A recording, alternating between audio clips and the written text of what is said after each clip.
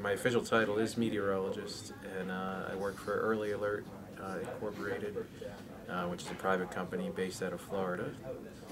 And basically, we are contracted by other companies to provide them with weather information, particularly when disaster is going to strike their store locations or whatever.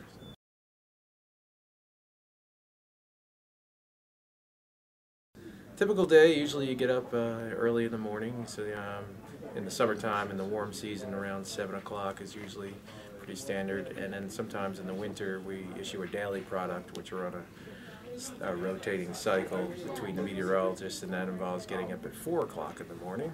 But that's the life of a meteorologist, so is working weird hours, and if you didn't know that going in, you're for a rude awakening, but most people learn that pretty quickly when they go through a meteorology program in college or whatever. But so anyway, you get up in the morning, you check on what's going on across the country through a variety of sources, Weather Service maps, models from, you go through your list of computer models for the morning, and usually then you say, okay, you look at, if SPC, or say, for example, has like a moderate risk, we know that we're going to have to issue a special report, because we issue special reports. Moderate risk or higher is one example, and we have certain criteria for each hazard on when we issue and when we don't. So, we look at the issuances that are out there and say, okay, well, we have to do this, or no, we're good for the day, or we'll check back later at an update. So if we do a special report, that usually takes a good, couple hours at a time to get that out there and then ship that out to our clients. And that's usually specific to their locations.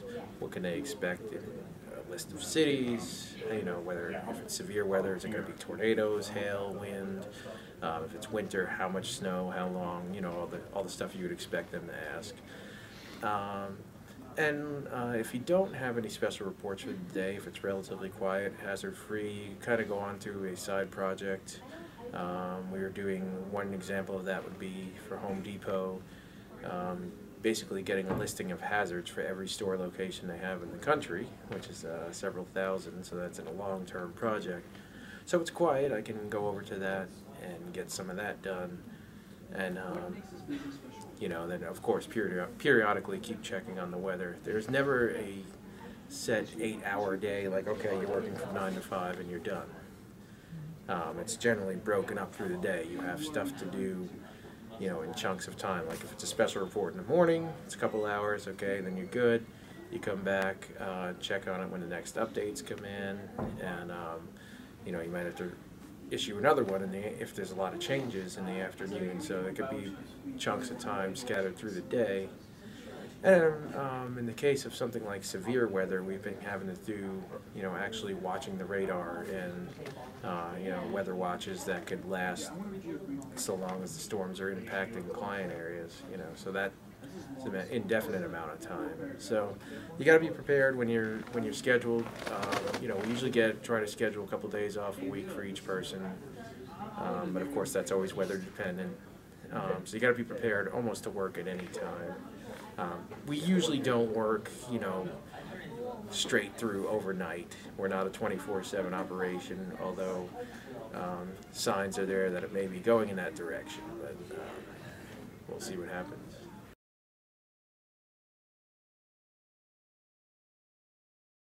Well, one of the greatest things about the job is I work from anywhere that has an internet connection. We don't have an office, we're a virtual office. So everybody in the company works from their home, or you can set up I like to set up in coffee shops a lot because I hate being in my apartment all day.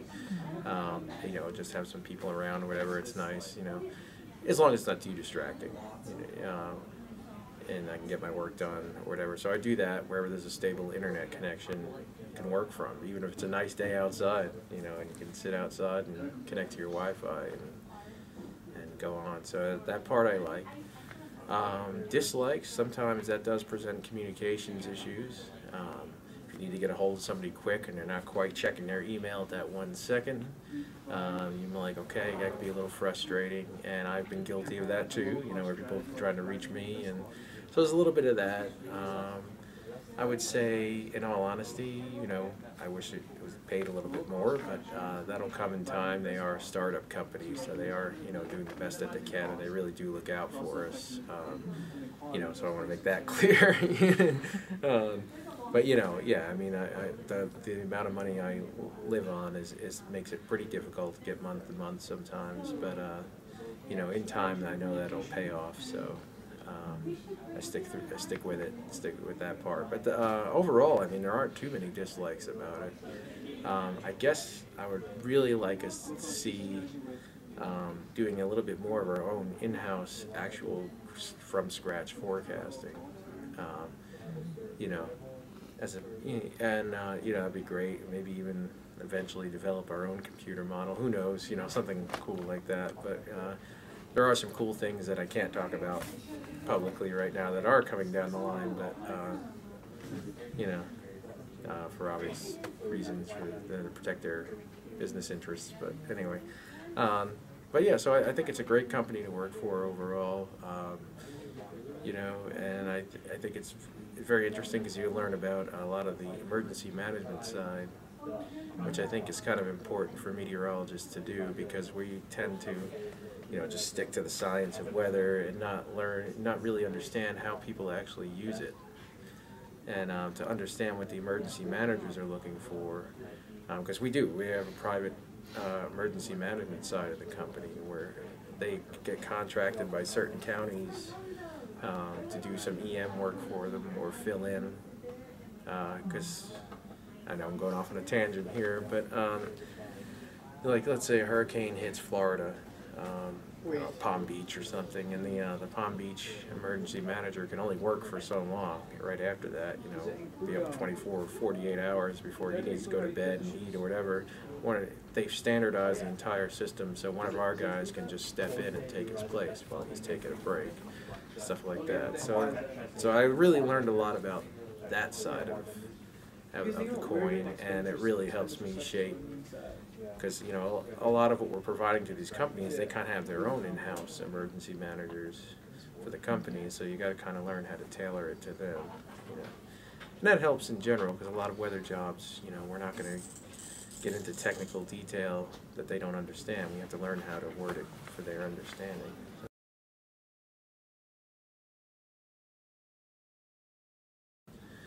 For this type of job, if they could, I would like to take my own, I don't have the time now, but to take basic emergency management courses, to learn how that works a little bit. I know one of the meteorologists who's higher up has some certification in emergency management as well, and that's one of the reasons he was brought on in the company. So I think that would be very helpful. On the meteorology side, I can't stress internships enough. And the meteorology program that most people take is pretty standardized across the country as far as the courses. You're going to take your thermo, your dynamics, and your, stuff like that. That's pretty typical. They may call it something, but it's basically something else, but it's basically the same classes. So internships, I would stress highly, whether it be like, we're fortunate enough at NC State, where we had the National Weather Service on campus, and that's where I did an internship. I did one as well at the State Climate Office, which again, that was great for teaching to deal with the public and how to express, how they can understand, when they're calling out for climate information, stuff like that. So a lot of the, any kind of way you can get real world experience is what I would recommend.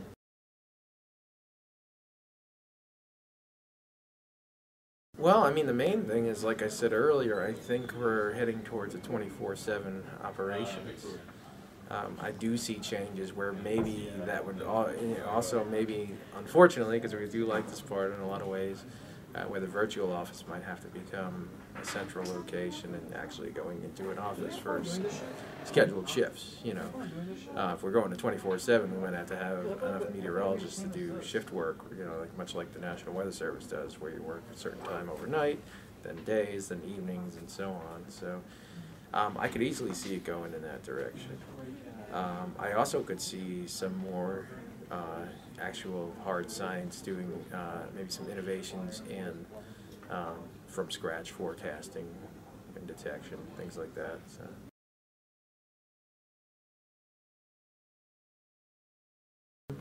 Yeah, going back to what I said before about going to NC State, I wanted to explain a little bit about that. Kermit Keeter, who's the chief meteorologist, really was huge in getting NC State's. He's very invested in NC State's meteorology program, and this is, I know, a commercial for NC State, but and he really worked hard to get them, the Weather Service internship thing going and really building the program. So what this job really is, like I started as an intern with them. That was my first position when it was part-time. I actually had to work 2 jobs right out of school, worked with early alert and a job that had nothing to do with meteorology at all, and that's going to happen too. Don't get discouraged if that happens. Stick with it. It's not an it's not an easy field to get a full-time job right away by any stretch.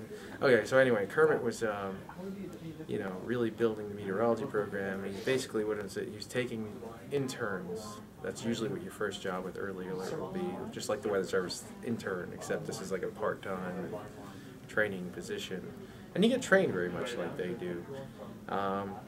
And he's basically trying to build career building. It's for NC State students, is where it serves the purposes of the company. That is first and foremost, but he's really it's really a career building opportunity for anybody.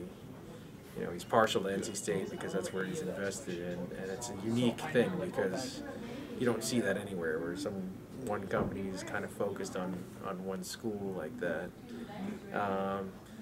And basically, how I got, over time, a lot of them will go off and get Weather Service jobs or other jobs in the field, a lot of the interns for early alert, but I wanted to stay on full time. Plus, getting a Weather Service job is, a crapshoot at best, very difficult. So, but they liked my performance, so they decided to upgrade me to a full-time staff after, over a year of being there with them, and so that's where I'm at now. And so it's not the usual kind of way it works, but in most fields. But so I would say, any advice? Like I said, stick with it if you can't get full time right away. If you want to work with early alert, go to NC State. And internships, again, that would be the main thing. It's just, you're not going to get anywhere if you don't do internships in this field or any kind of outside work outside the classroom. You got to build that resume up as much as you possibly can even before you graduate. So that would be. And if grad school's an option, I didn't go to grad school, but I would recommend people do that in the field too these days. So usually in meteorology, you can try. You can get funding where you don't have to pay to go to grad school. And in fact, in meteorology, that's typically the way it should work, because you're usually getting a stipend to do some sort of research or whatever. So those 3 things.